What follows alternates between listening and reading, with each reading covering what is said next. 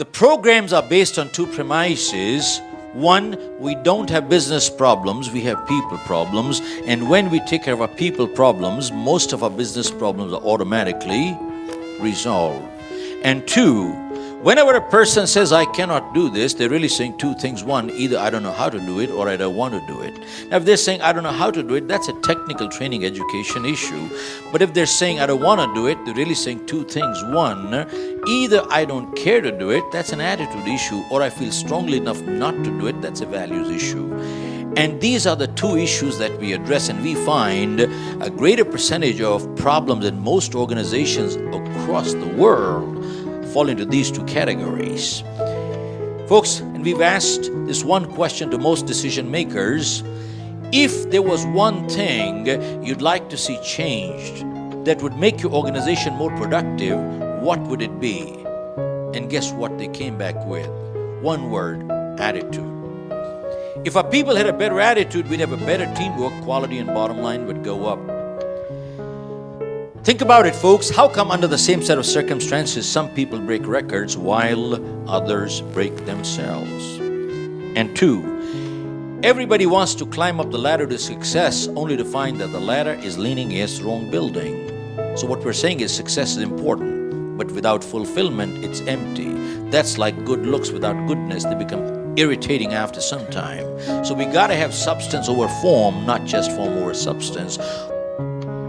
Many sales training and customer service programs teach people how to shake hands, how to say please, how to say thank you, how to smile. Folks, don't get me wrong. The pleases, thank you, smiles are important. But the question is, unless we have the desire to serve, how long can we keep a fake smile? And besides, people can see through people, can't they? And if the smile is not sincere, it's irritating, isn't it?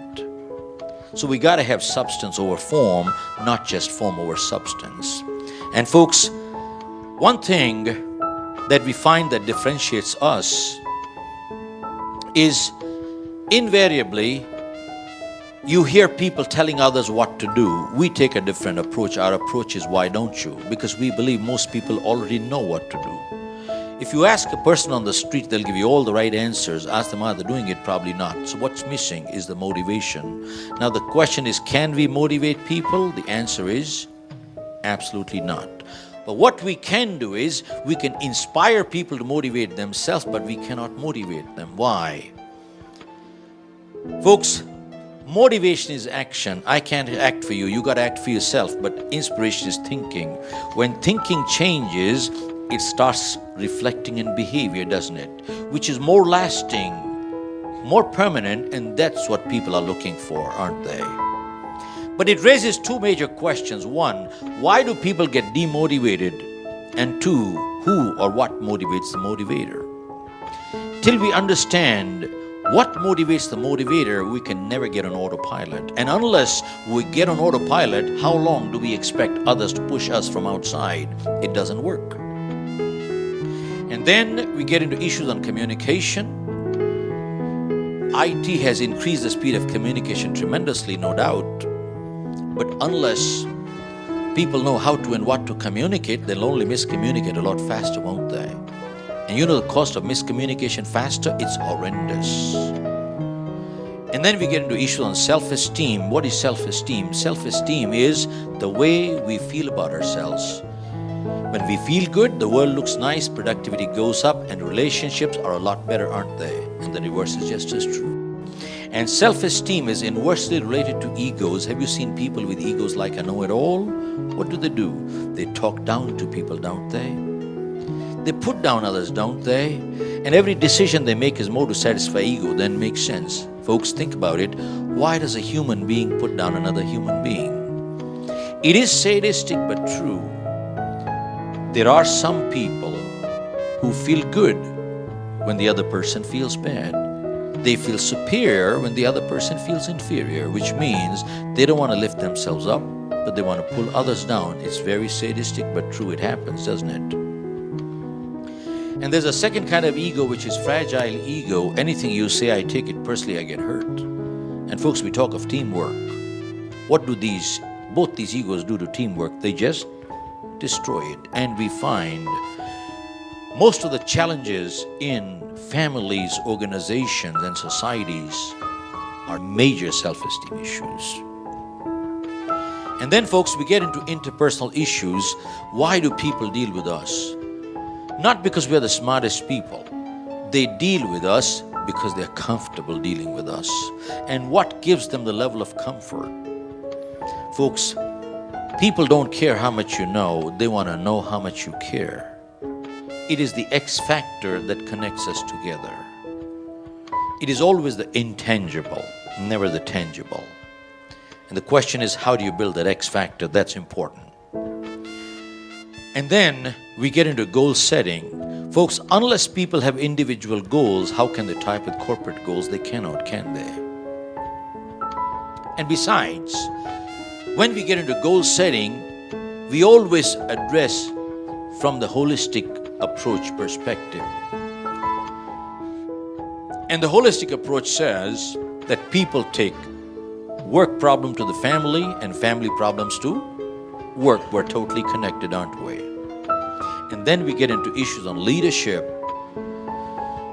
Folks, we find there's no such thing known as a neutral leader. Either they're good leaders or they're bad leaders. And good leaders actively guide and bad leaders actively misguide. And folks, good leaders look to create more leaders, and bad leaders look to create followers because they are so insecure. And finally, we get into values and vision. Vision is what? Vision is the ability to see the invisible. It is not problem solving, it's preempting and preventing. And if we can see the invisible, we can achieve the impossible. And finally, we get into values, which says our credibility determines our profitability, which is not only money but goodwill, which is more important, folks. But profitability is not the reason why we practice values.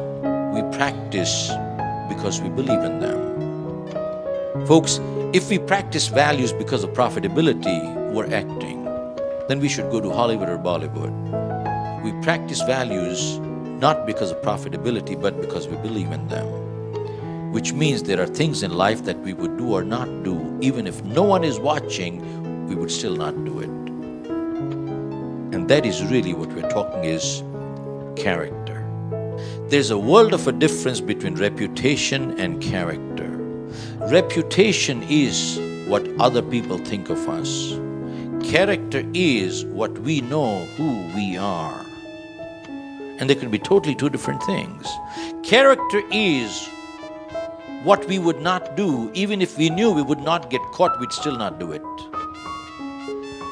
Folks, some people are honest because they don't want to get caught telling lies. They're doing the right thing for the wrong reason. Whereas some people are honest because they believe it's the right thing to do. They're doing the right thing for the right reason. And that's the difference between the two. And folks, finally we close. All this means nothing unless we have a system to put into practice. And that is what is most important, that we do want to walk away with an action plan, don't we?